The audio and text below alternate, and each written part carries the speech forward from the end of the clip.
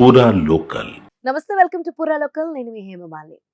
ప్రజా జీవన ప్రమాణాలు మెరుగుపరిచేందుకు తెలంగాణ సర్కార్ ప్రతిష్టాత్మకంగా చేపట్టిన స్వచ్ఛదనం పచ్చదనం కార్యక్రమంలో ప్రతి ఒక్కరూ భాగస్వాములు కావాలని రామగుండం నగరపాలిక సంస్థ కమిషనర్ శ్రీకాంత్ సూచించారు.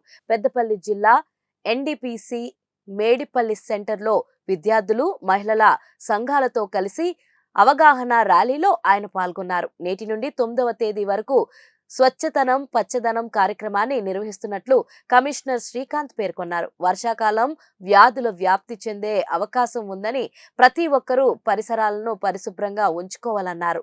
ఇళ్లలో చెత్త సేకరణ, మురికి గుంటలను పూడ్చే కార్యక్రమాన్ని చేపడుతున్నామన్నారు. వీధి కుక్కల బెడద నివారించేందుకు ప్రత్యేక కార్యాచరణ తీసుకుంటున్నట్లుగా కమిషనర్ తెలిపారు. నగరపాలికలోని ఆయా ఏరియాల్లో సమావేశాలు నిర్వహించి సమస్యల పరిష్కారానికి కృషి చేస్తామన్నారు. రామగుండం కార్పొరేషన్ పరిధిలో ప్రతి ఒక్కరూ క్లీన్ అండ్ గ్రీన్ సిటీ కోసం సహకరించాలని కమిషనర్ శ్రీకాంత్ కోరారు.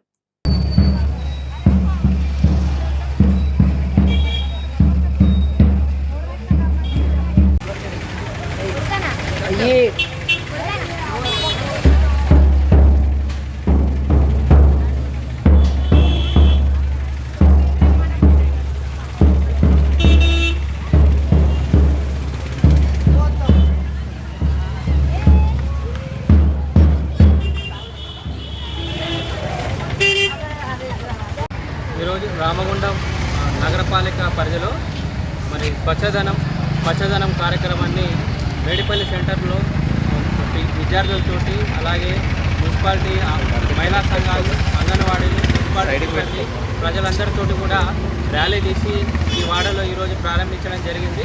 మరి ముఖ్యంగా ఈ పచ్చదనంలో ముఖ్యంగా ఈరోజు ఈ వార్డులో ప్రతి వార్డులో మన నగరపాలికలో ఉన్నటువంటి 50 డివిజన్లలో కూడా అందరూ సమావేశం ఏర్పాటు చేసుకుని అక్కడ ఉన్న సమస్యలను గుర్తించడం జరుగుతుంది.